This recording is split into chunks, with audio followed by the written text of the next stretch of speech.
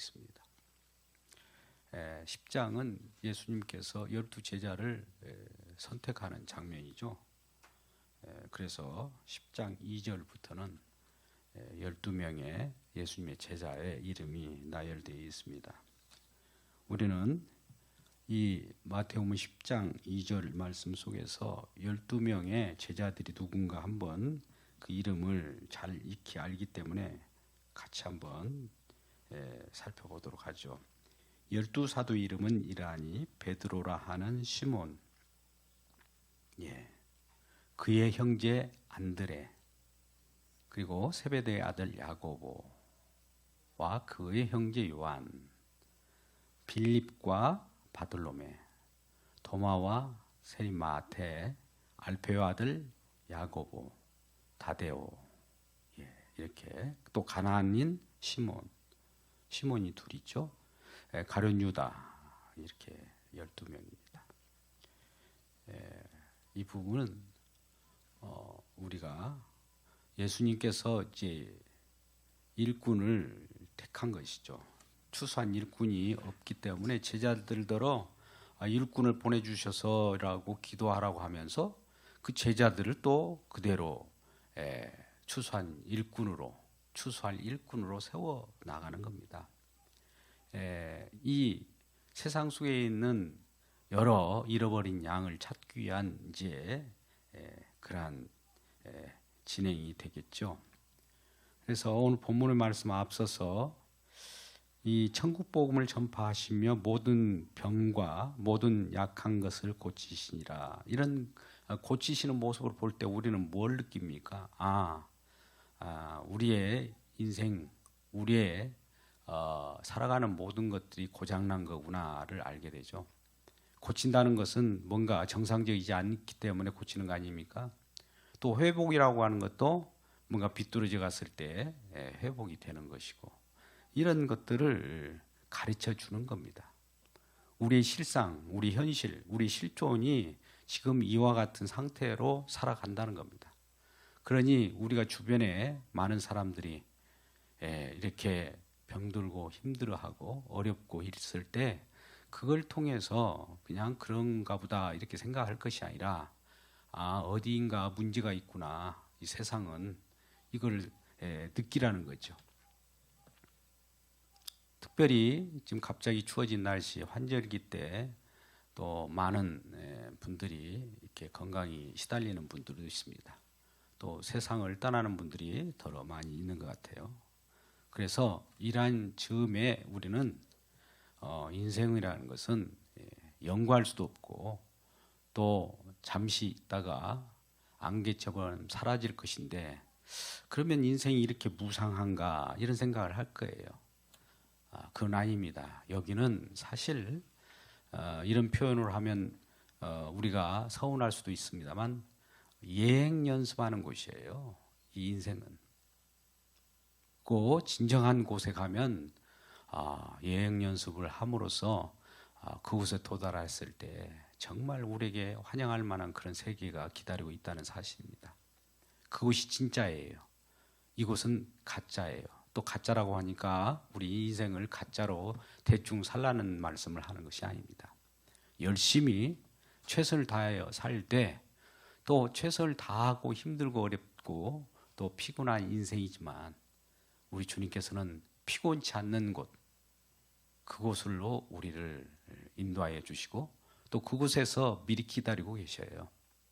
이런 것들이 우리 주님께서 약속하신 말씀이기에 우리는 우리의 생각대로 그곳에 그런 것이 있을 것이라고 생각하는 것이 아니라, 이 세상을 창조하고 우리를 존재케 하신 그분이 또한 그곳을 창조하셨고 또 천국을 마련하셔서 우리들로 하여금 그곳에서 기다린다는 것입니다. 오늘 마태복음을 보고 있지만 요한복음 14장 1절 이하의 말씀 같은 경우는 우리를 고아와 같이 이 세상에 내버려 두지 않고 장차 곧 있으면 내가 너희를 새로운 거처로 인도하겠다고 말씀합니다. 그러니 하나님을 믿으면 또 나를 믿으라, 이렇게 하시면서 그곳에 거처할 곳은 아주 좋은 곳이고 그곳이 예비되면 내가 너희를 불러러 오겠다 이런 말씀하신단 말이죠.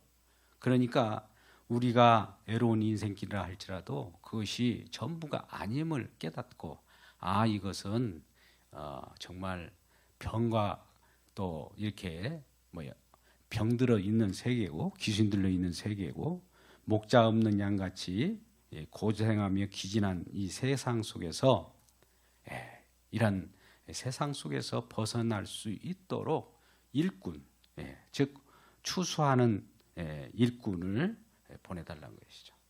알곡 성도로서 이제 우리들을 하나님께서 구분해서 까부른다는 거죠. 우리가 추수할 때에 추수의 내용들을 생각해 보면 알곡은 안쪽으로 들어오고 탈곡을 할 때 껍풀 그 겨는 밖으로 나갑니다. 그랬을 때 안쪽으로 들어오는 그 일을 지금 계속 해대고 있어요.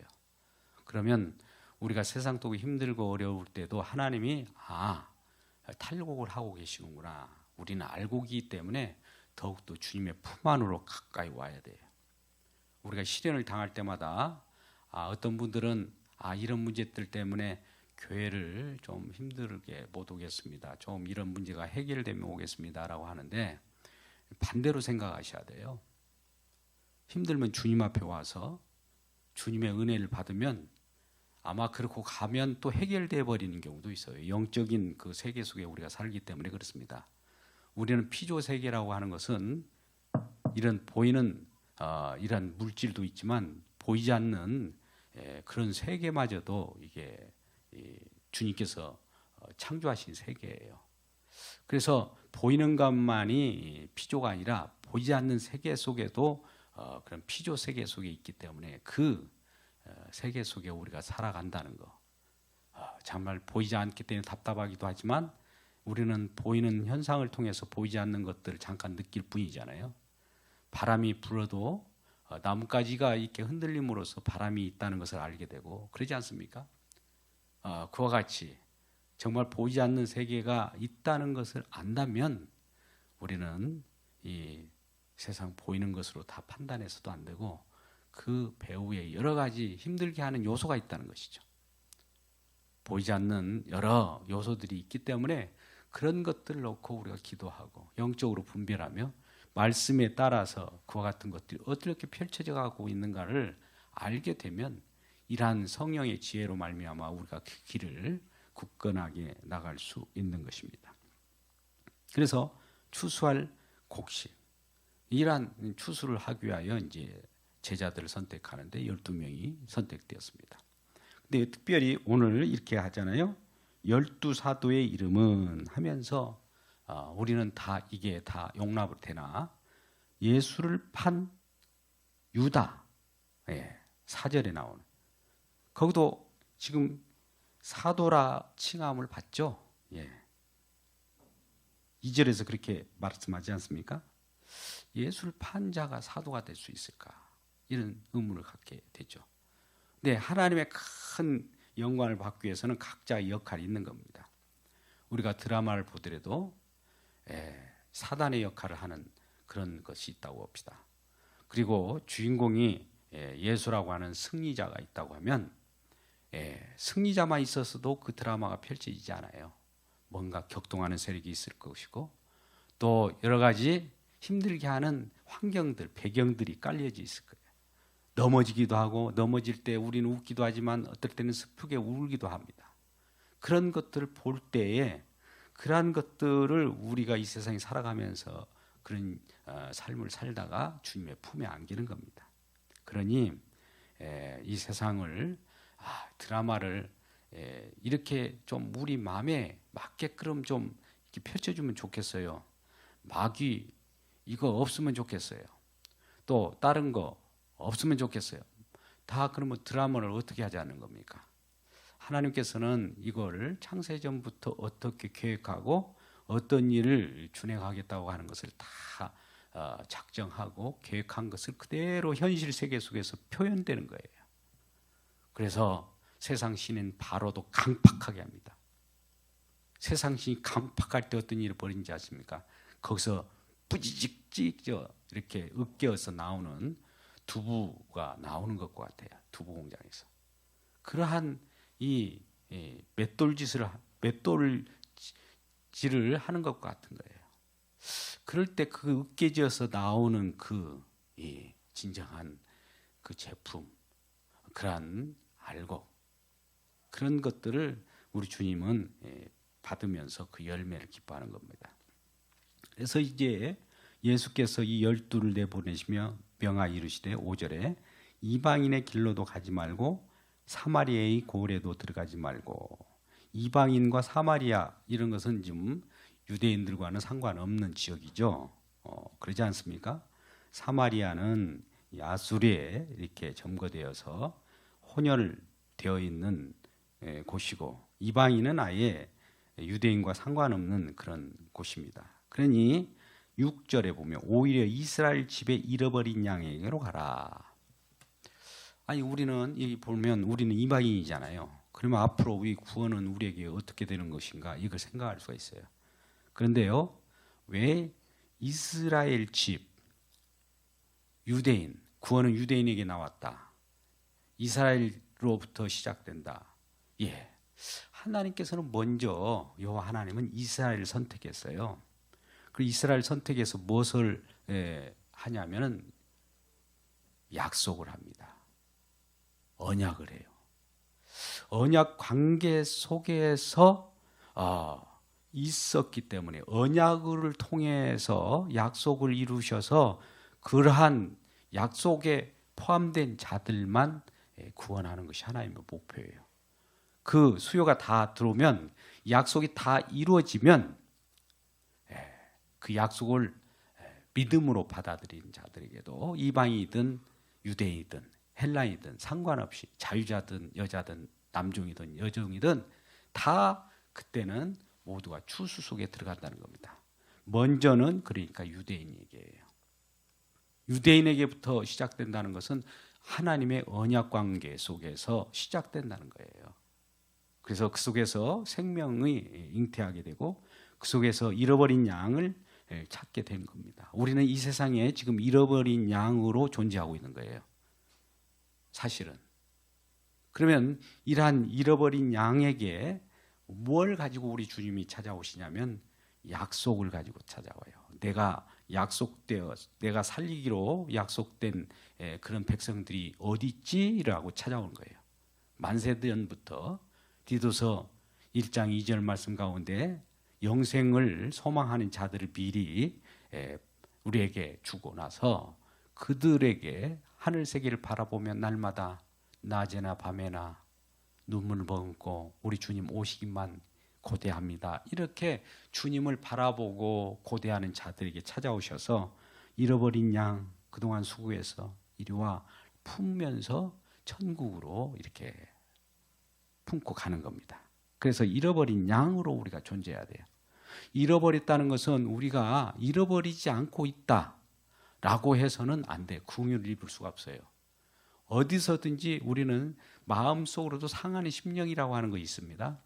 내 마음이 날마다 주님을 함께하지 못하여서 주님께서 멀리 나의 주인이시고 나의 목자 되신 분이 안 계심으로 말미암아 날마다 우리 주님 없이 없어서는 안 되는 그런 마음, 정말 헐떡이는 마음, 시냇가에 물을 찾는 사슴과 같은 마음, 그런 마음을 가지고 있는 자를 우리 주님이 찾아오셔요. 사실 그러한 마음을 먼저 주고 있어요, 이 세상 잃어버린 양의 모습들은. 그래서 이 세상보다도 우리 주님의 품이 더 좋다는 것을 알 때에 잃어버린 양의 모습이 되는 겁니다. 근데 이게 가라는 거예요. 그런 잃어버린 양을 찾아가라는 거예요. 가면서 전파하여 말하되 천국이 가까웠다. 이 말을 외치면 하나님께서 이루신 천국, 하나님 나라, 아들의 나라, 그것을 외칠 때에 잃어버린 양들이 그 음성을 들을 수가 있는 거예요. 우리는 믿음은 들음에서 나잖아요. 들음은 예수 그리스도 말씀으로 말미암았다고 하고, 그러면 이 천국이 가까웠다라고 하는 음성 속에는 그 천국이 가까웠다라고 하는 언어, 그냥 음성만 들리는 것이 아니라 그 속에 내용이 전파되는 거예요. 우리는 소통할 때 어떤 언어로 소통합니다만 언어 자체가 중요한 것이 아니라 그 속에 무슨 메시지가 들어있느냐가 중요한 거예요. 구원의 메시지가 들어있는 거예요. 우리는 예사로 얘기할 때도 사람이 그 마음 속에 사랑을 실어서 얘기한 거하고 사랑 없이 얘기한 거 동일하게 얘기할 수 있어요. 철수야 얘기할 때 철수야 그냥 지나가는 말로 철수야 할 수도 있고 사랑스러운 말로 철수야 하는 것도 다르죠. 같은 말이라도 그 속에 내용을 품고 있을 때 우리 주님의 음성을 들을 때 잃어버린 양으로서 우리 주님이 나를 찾아오셨네. 나의 목자 되신 우리 예수님 오셨네. 알고 그 품에 안긴단 말이죠. 그러면 그럴 때 안길 때 잃어버린 양의 모습들은 어떤 자들이 주로 이렇게 리얼하게 표현되냐면 병든 자, 또 죽은 자, 나병 환자, 귀신 들려 있는 자, 이런 자들이죠. 그런 모습을 가지고 있는 거예요. 나는 귀신 들린 자 맞아요. 우리가 뭐 귀신이 뭐 이렇게 들려서 좋을 것은 없지만 그러한 마음을 가지고 있는 거예요. 나는 정상적인 사람이 아닙니다 라고 할 때 정상적인 사람을 만들기 위하여 찾으러 오신 우리 주님을 만날 수 있는 거예요. 근데 내가 정상적인 병들지 않고 귀신 들지 않는 모습, 나는 똑똑한 모습, 아무 꺼리낌 없는 모습이 있다면 찾으러 오지 않습니다. 잃어버린 양이 아니에요. 똑똑한 양이죠. 그래서 너희가 거저 받았으니 거저 주라. 우리는 은혜를 받은 대로 또 주는 거예요. 이것이 계속 연결되는 것이죠. 우리 거저 받았으니 거저 주라는 것은 뭘 받았단 말입니까? 하나님께 주시는 그 사랑을 받았고 또 하나님께서 우리를 품어주신 그 은혜를 받았기 때문에 그 받은 만큼 또 그대로 전달하는 겁니다. 거저 주면은 이건 내가 받은 것이 누구에게 주어졌을 때 이거 없어지는 것이 아니냐?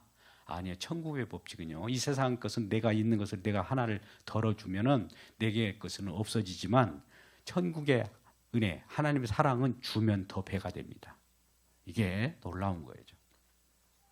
그래서 너희 전대에 금이나 은이나 동을 가지지 말고, 물론 서요 이제 이게 이런 거 가지고 우리를 편리하게 하는 것들이잖아요. 이런 걸 가지고 가지 말고 여행을 위하여 배낭이나 두벌 옷이나 신이나 지팡이를 가지지 말라. 아무것도 가지지 말라는 거예요. 아주 그 가뿐하게 가라는 건데, 일꾼이 자기의 먹을 것 받는 것이 마땅하도다. 어디 가서도 물론 우리는 심은 대로 거둔 법칙이 뭔가 주었으면 받는 거 있어요. 소가 일을 했으면 그 입에 망을 씌우지 말라라는 거예요. 그만큼 일을 했으면 에너지가 소비됐으니까 그것이 흡수해야 되는 거예요. 자연의 순환의 법칙은 무엇인가 채워지게 될 때 나가는 거 있으면 채워져야 됩니다. 오늘날 이런 경우도 있어요. 교회가 은혜이기 때문에 저절로 하나님이 펑튀기를 해서 이곳에 뭔가 쏟아부어 준다고 하는데 그건 아닙니다. 그 마음이 서로 합해져서 이렇게 모아지는 거예요. 그 마음이 점점 많은 사람들, 더 많은 은혜 받는 사람들이 이렇게 또 은혜 받은 자대로 자기에게 기쁜 대로 기꺼이 드리는 마음으로서 하나님이 그 감동을 주셔서 이렇게 부어주시는 것이지, 자, 들어가고 나간 것은 똑같습니다. 이 세상의 법칙이 인풋이 있으면 아웃풋이 있어요. 그런데 이 나가는 거, 들어가는 거, 이거는 우리가 이걸 일명 산수라고 하는데 산수대로 되어 있는 거예요. 이것도 하나님의 법칙입니다. 근데 그것을 우리가 거부하고 예를 들어서 예수 믿는 집, 예수 믿는 가정에는 추수가 잘 되고 어떤 곡이 잘 되는데 예수 안 믿는 그런 가정은 이상하게 된다, 이런 일은 없습니다. 이 사회의 법칙은 그런 것들은 다 예수를 믿거나 안 믿거나 관계없이 그렇게 주어지는 것입니다. 그래서 그런데도 특별히 예수를 믿는 자들로서는 예수를 믿는 전도하는 일, 이것도 일이라고 볼 때는 수입을 얻는 것이 맞아요. 우리는 일명 이것을 이란 싹군으로서의 싹을 주지 않는다 해서 사례라는 표현을 합니다. 목회자들은 이 사례, 그저 받았으니 거저 주는 것이고 없으면 못 주는 것이고 그런 거예요. 그러니까 뭐 이 세상에 그 아까 전대에 은이나 금이나 동 이런 것들을 가지고 살아가지 않는다는 것을 우리가 알 수 있는 거예요. 그런데 오늘날 물론 저희들도 교육자로서 무엇인가 생계를 유지해야 되니까 최소한의 풀칠을 해야 되는 그런 상황 속은 보장해 줘야 되는데 이런 것들이 여의치 못할 때는 참 힘들죠. 그래서 합당한 먹을 것을 받는 것이 마땅하다 이런 말씀을 합니다. 그리고 어느 성이나 마을에 들어가든지 이제 이쪽 성에도 다니고 마을도 다니겠죠. 이곳저곳을 다시 다 다닐 텐데 그 중에 합당한 자를 찾아내어 너희가 떠나기까지 거기서 머물라. 합당하다는 것은 거기에서 같이 유하면서 얘기거리가 있고 또 그 속에서 다른 잃어버린 양들을 찾을 수 있는 그런 여건을 베풀어 주는 분들을 얘기하는 것이죠. 그리고 또 그 집에 들어가면서 평안하기를 기도하라. 우리는 특히 신방을 할 때 첫 번째 이 집이 평안할지어다 이런 기도를 하지 않습니까? 그러고 나서 왜 그러냐면 왜 평안을 빕니까? 아까 유리방황하며 애통하며 평강을 누리지 못하는 삶이 세상 사람들의 지치고 신음하는 목소리이기 때문에 그래요. 그러니까 가정도 평안해야 되고 사회 속에서도 평안해야 돼요. 그러면 이 평안을 앗아간 자가 누굴까요? 세상 신이에요. 세상 신. 그러니까 우리는 세상 신에게 모든 것을 빼앗기서는 안 돼요. 평강만큼, 우리 주님만큼은, 우리 주님을 사모하는 그 믿음만큼은 이런 것들은 빼앗겨서는 안 되는데 이것마저 빼앗겨버리면 완전히 멸망의 길로 가는 것이죠. 그래서 우리는 그 집에 합당하면 그 집이 평강을 받을 수 있다. 자, 잃어버린 양의 가정이다라고 하면 평안이 그들에게 돌아가고 그들에게 귀신 들렸던 것도 떠나가고 또 그 속에 있었던 마음이 불안한 심령들, 두려웠던 마음들이 다 사라지지만 그러지 않을 것은 그 말이 다시 튕겨나오겠죠. 그래서 오히려 평안을 비는 자에게 돌아온다는 표현을 합니다. 그리고 14절 누구든지 너희를 영접하지 아니하고 너희 말을 듣지도 아니하거든 그 집에서나 성에서 나가 너희 발에 먼지를 털어버리라. 유대인의 어떤 규칙에 그런 것이 있어요. 유전이라고 하죠. 근데 이 이방인의 지역을 지나가다가 이방인의 지역이 벗어나면 신발을 벗어 털어버리는 그런 풍습이 있습니다. 왜 그러냐면 유대인들은 구별된 그런 백성이지 않습니까? 어디서도 구별된 그런 경외하는 마음으로 모든 생활을 하게 됩니다. 그래서 이방인의 집 이런 사마리아 지역 혹은 거룩하지 않는 곳을 지나면 거룩하지 않는 것을 털어버려야 자기가 또 거룩하게 되기 때문에 이런 것을 습관적으로 혹은 관습적으로 그게 몸에 배어 있는 거예요. 그래서 그것을 인용해서 너희 발을 털어버리라는 것은 받아들이고 유대 이스라엘 백성이라고 하는 것은 관계 속에서 형성된 겁니다. 아까 우리 하나님 여호와께서도 이스라엘 백성들을 약속이라고 하는 언약 관계 속에서의 구원을 얘기하거든요. 관계가 없는 자들은 받아들이지 않습니다. 오늘날 그러잖아요. 예수 그리스도를 믿고 구원받으세요 하면은 관계에 있는 자들은 그걸 적극적으로 받아들여요. 교회에서 우리가 성령 안에 교통이 일어나요. 그러면 교제 사귐이 일어납니다. 사귐은 무슨 사귐이느냐? 예수님에 대한 그 고마움, 한 성령을 마셨음으로 말미암아 예수 믿는 그 신앙 고백 이런 것들로 하나 되어서 당신이 하나님께 받은 그 은혜가 내가 받은 은혜하고 같은가를 서로 교류해서 기뻐하고 하는 것이 소그룹이고 교제이지 않습니까? 이 관계를 맺는 거예요. 관계. 이것이 관계가 원활치 않는다. 이건 부딪힘의 현상이죠. 아직 잃어버린 양, 하나님 찾는 양이 있고 찾지 않는 양들이 섞었을 때 이런 관계가 잘 어수선하게 되는 경우도 없지 않아 있습니다.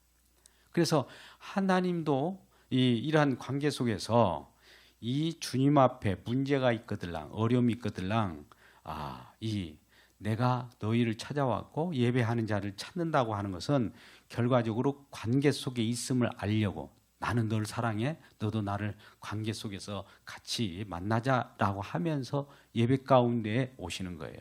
그런데 우리는 생각할 때 하나님, 내가 먼저 내 일을 처리하고 내가 어려운 일을 다 해결하고 그 다음에 하나님께 오겠습니다 라고 하는 경우가 많잖아요. 이게 위험한 거예요. 아까 그랬잖아요. 우리가 탈곡을 하고 예비잔을 차릴 때 우리가 자녀를 해초리로 이렇게 훌려 때리면 이 해초리라고 하는 것이 매가 되어서 그 품 안으로 치마 밑으로 들어가고 치마를 잡아야 안 때릴 거 아니에요. 멀리 가면 나중에 어떤 일이 벌어집니까? 그래서 품 안의 자식이라고 하는 것은 그러한 관계 속에서의 자식인 거예요. 근데 관계가 없다, 나하고 무관하다, 무관심이죠. 관계가 있기 때문에 간섭하는 거 아니겠어요? 우리가 서로 관심을 갖기 때문에 간섭한다고 보시고, 이런 간섭을 하지 마세요가 아니라 간섭해 주시는 것을 서로 감사하시길 주의 이름으로 축복합니다. 그랬을 때 이제 필요 없는 오지랖 넘는 그걸 얘기하는 것이 아니에요. 관계라고 하는 것은 사랑, 주님의 사랑을 그대로 이렇게 거저받았으니 거저주고 이런 관계예요. 세상 물질 주고받는 관계, 이런 증오를 주고받는 관계가 아니라 우리 주님은 사랑을 주고받으라고 그래요. 주님이 주신 그 은혜를 주고받으라고 그랬지 다른 것을 주고받으라는 관계가 아닙니다. 그래서 내가 진실로 15절 마지막 절 너희에게 이르노니 심판날에 소돔과 고모라 땅이 그 성보다 견디기 쉬우리라. 이제 이 심판은 이전에는 점점 더 강화되는 겁니다. 이 세상에 우리 주님께서 기다리는 때가 있어요. 이 때는 우리 주님은 우리 시간대별로 그냥 시간이 오래되면 마지막 때 기다리는 차원이 아니라 요한계시록을 보면 또 구약 성경도 마찬가지입니다만 우리의 죄악의 정도를 기다리고 있는 거예요. 자, 우리가 가나안 땅이라고 하는 것을 구약으로 그림 언어로 봤을 겁니다. 가나안 족속이 들어가 있어요. 7족속 혹은 10족속에. 가나안 땅에 흑암이 깃들고 죄가 관영할 때까지 기다려요. 가장 관영할 때 믿음의 여호수아가 그 여리고성을 뚫고 들어가는 겁니다. 그러니 이 세상에 멸망 징조가 있을 때 그 멸망, 그 어둠을 깨기 위하여 빛 대신 우리 주님께서 가장 흑암이 짙게 깃들어올 때 빛으로 나타난 거예요. 구약이 다 마쳐지고 말라기 4장이 끝날 때 이후에 400년 동안 침묵 기간이 있었습니다. 선지자의 어떤 말도 없고 말씀도 없었어요. 그리고 나서 우리 주님이 빛으로 나타나는 것이죠. 그럴 때 어둠이 이제 물러가고 또 어둠이 깨닫지 못하는 경우는 어쩔 수 없지만 그런 경우입니다. 그래서 이 하나님께서는 저울로 달아보는 것도 우리 죄악의 저울로 달아보시고 이 세상 속에서 심판이 감행될 때까지는 기다려요. 길이 기다려요. 우리는 우리 가운데 서로 관계 속에서도 내 성질을 못 이겨가지고 푹 하고 말지만은 우리 주님은 기다려요. 우리 주님이 성질이 좋고 이런 내용으로 표현하지만 속성상 그래도 공의의 하나님이랍니다. 법을 어기면 법의 때에서 준엄한 심판이 있는 것이 공의의 하나님이에요. 우리는 날마다 사랑의 하나님 이런 쪽으로 가다 보니까 자유주의 신학으로 가버렸잖아요. 하나님은 엄미한 하나님이에요. 공의의 하나님입니다. 죄에 대해서는 그 하나님 앞에 거룩 앞에서는 죄라는 게 있을 수 없어요. 바로 소돔과 고모라를 저리 가라 할 정도로 심판이 오겠다는 겁니다. 그러면서 15절에 내가 진실로 이루리라. 진실로라는 표현을 하게 되면 아주 엄중한 거예요. 너희에게 이르노니 이제 곧 죄가 간영할 때 어떤 일이 벌어집니까? 빨리 구원받을 자 구원받고 심판과 감맹과 더불어서 구원이 일어나요. 하나님은 우리에게 그냥 구원, 뭐 편안히 살아간 자를 뭐 더 그 편안하게 살아간다고 해도 그 못 느끼잖아요. 그러니까 우리가 격동하는 세상 속에서 슬픔이 있고 걱정이 있고 이런 속에서 주님께서 나타나셔서 평안할지어다, 내 마음에 두려움이 없을지어다 라고 하면서 어둠을 거치면서 우리들에게 평강을 주시는 거예요. 예수님께서도 십자가에 못 박혀 돌아가시고 난 다음에 이 요한복음 20장 혹은 21장에 보면 20장에 보면 부활하신 우리 주님 나타나셔서 제자들이 처음에 나타나서 인사하는 건 뭡니까? 평강할지어다, 평강이 있을지어다 이런 인사를 한 거예요. 그러니까 우리 주님이 멀리 가버리니까 죽고 없어지면 우리는 불안한 거예요. 근데 주님이 함께 하시면은 그것이 평강이 있는 거예요. 그리고 주님을 소개하는 것이 평강이 오는 겁니다. 천국이 오는 것이고. 그래서 우리는 대화 속에서도 교회 성도라면 이제 세상 얘기보다도 세상 속의 어려움은 물론 들어야 돼요. 그 속에서 평강의 우리 주님을 날마다 소개하십시오. 예수님에 대해 은혜에만 얘기하십시오. 그러면 어둠이 거칩니다. 우리 교회도 마찬가지. 많은 평강을 전달해야지 어둠을 전달하는 그런 경우가 많았고 또 그런 속에서 우리가 지금 기도하고 있습니다. 그래서 이제는 새로운 우리 주님의 천국이 가까웠고 평강의 마음으로 우리 모두가 기쁨으로 교회를 이루어가며 가정 가운데서도 복을 받고 놀라운 축복이 넘쳐나는 귀한 모두들 되길 주의 이름으로 축복합니다. 기도하겠습니다. 하나님 감사합니다. 오늘 또 주님께서 추위에도 우리를 건강 지켜주시고 많은